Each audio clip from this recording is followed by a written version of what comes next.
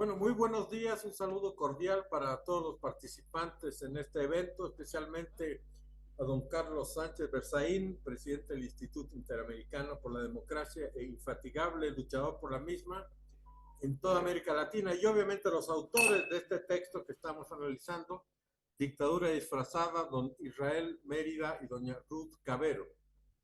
Yo quisiera poner énfasis en un resumen que es difícil de hacer en corto tiempo sobre el aspecto del disfraz, la apariencia, el hecho de que esto es una engañifa, una puesta en escena, una mentira permanente. Esto es realmente la exacerbación de la comedia política, de la teatralización, del histrionismo.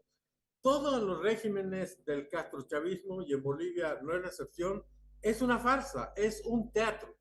Y es por eso que el título de disfrazado, dictadura disfrazada, me parece especialmente pertinente. Creo que el que debería ser presidente de estos países es Steven Spielberg, ¿no es cierto? Un cineasta que es un dramaturgo, alguien que arma una puesta en escena muy significativa.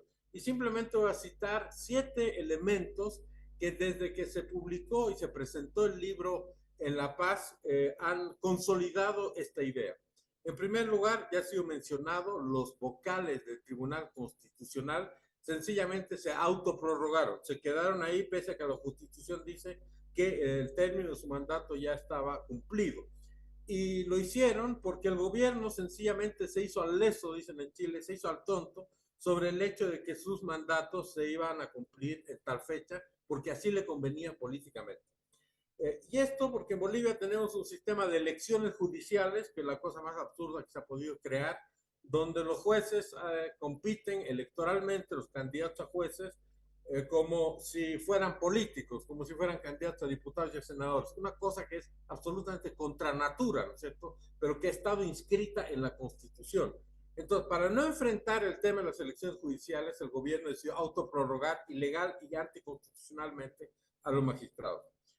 En materia económica, el gobierno hace lo mismo, es decir, miente, disfraza, camufla, tergiversa los números y por último no los da.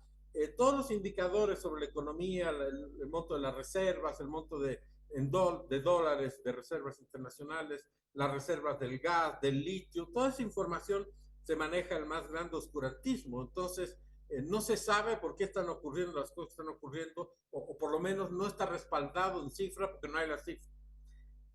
Los presos políticos siguen ahí, el señor Camacho sigue preso, la señora Áñez sigue detenida, se inventan todo el día artilugios y artificios truculentos para que sigan permaneciendo detenidos y lo propio policías y militares que no se mencionan con suficiente regularidad. Los medios de comunicación, todos atosigados, perseguidos y presionados, extorsionados.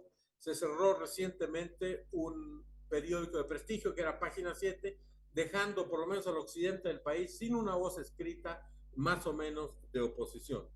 Entonces, por último, en términos de la justicia electoral, de lo que es el Tribunal Electoral, no se ha ni siquiera intentado proyectar un nuevo padrón, no se ha decidido tampoco intervenir en el hecho que el gobierno gasta los recursos del Estado en su propia promoción y en su propia propaganda. Y todo esto configura un cuadro de gran desconfianza, ¿no es cierto? La desconfianza se ha instalado en el inconsciente colectivo de los bolivianos, desconfianza en el gobierno y desconfianza en el masismo. Aquí ya nadie cree nada y ya nadie cree que esto sea otra cosa que una gran pantomima.